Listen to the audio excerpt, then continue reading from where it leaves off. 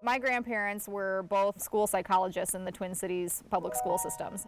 My grandfather was originally from Maryland, where his family had summer camps for kids. So he and my grandma thought that they would maybe like to start a summer camp in northern Minnesota. They kind of spoke to the Forest Service, inquired about whether or not that would be a possibility, and the Forest Service thought that they should maybe open up a canoe outfitter. So they started with just a couple canoes and a few sleeping bags, and they would come up here in the summer and run the outfitters. So I think Sawbill's first official summer of business was 1957.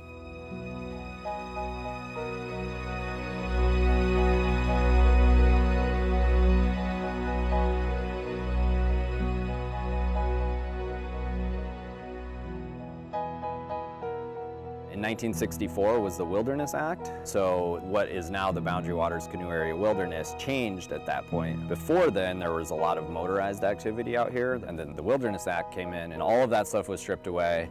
In the early 80s, Bill and Cindy Hansen, my mother and father-in-law, Claire's parents, they just jumped in and kept running the business alongside Frank and Mary Alice for a number of years. Now, Claire and I are here. We've been here for about 2 years, and we're taking over so much legacy. When they first started to push the wilderness and that, it seemed like there were more people wanting wilderness, and it was a battle cry. And now it's more like some people probably don't know the difference between a wilderness area and a national park.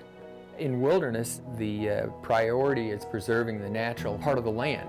That's more important than your visitation. I mean, a lot of the idea behind it, I think, by the architects of the act was that they want a place on our planet protected, and like so you could at least feel like we're not just shaping our entire world.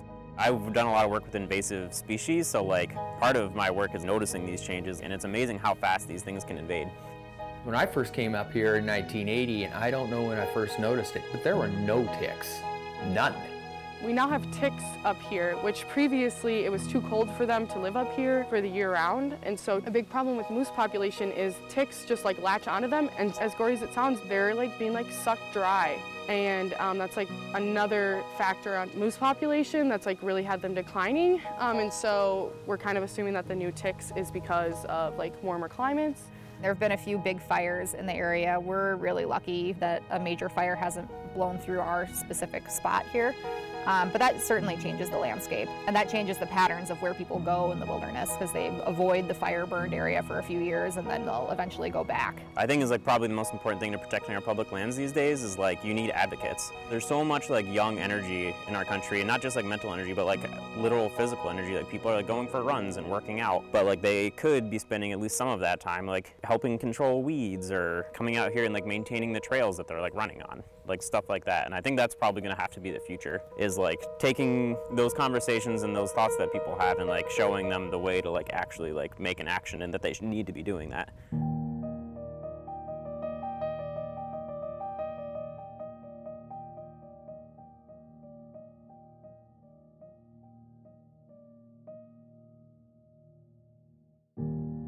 The Midwest is like a disproportionate contributor to the U.S. carbon emissions. So the reality is like we're responsible. We have to like own up to what we're creating here. Climate Generation is dedicated to empowering individuals and communities to take action for solutions to climate change.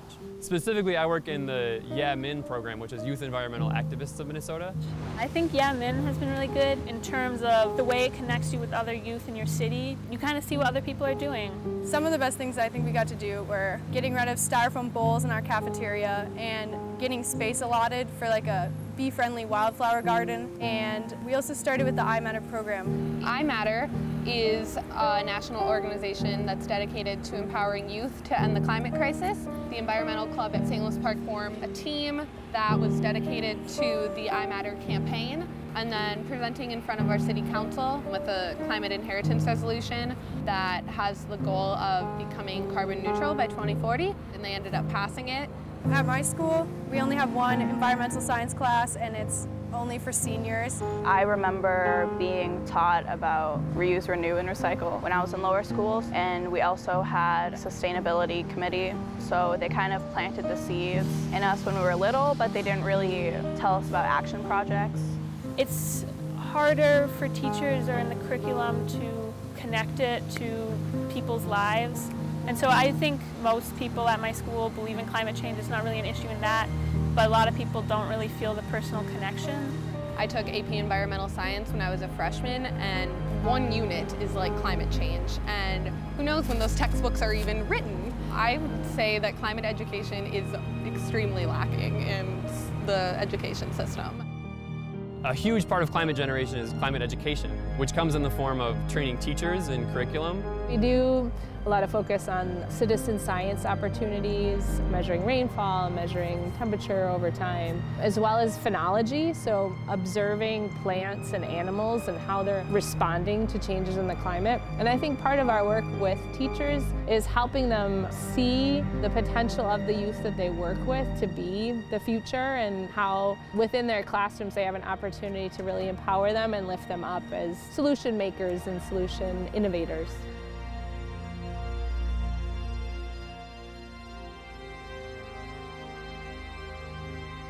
I think my hope for the education work that we do, and probably any of the work we do, I mean, funny enough, it's to work myself out of a job, because climate change is fully integrated into our school system, and students are really prepared for the future that we have before us.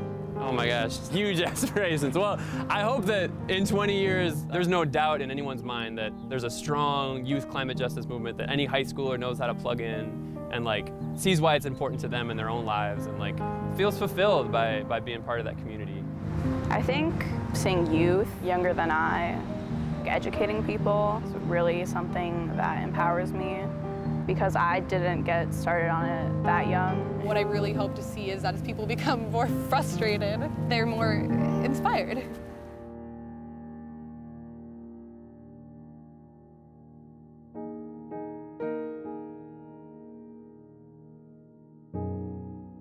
It's pretty interesting. There's a lot of people, like even locals, who aren't really aware that Minnesota has this wilderness area in its own backyard. But I think the Boundary Waters is one of, if not the most visited wilderness area in the United States.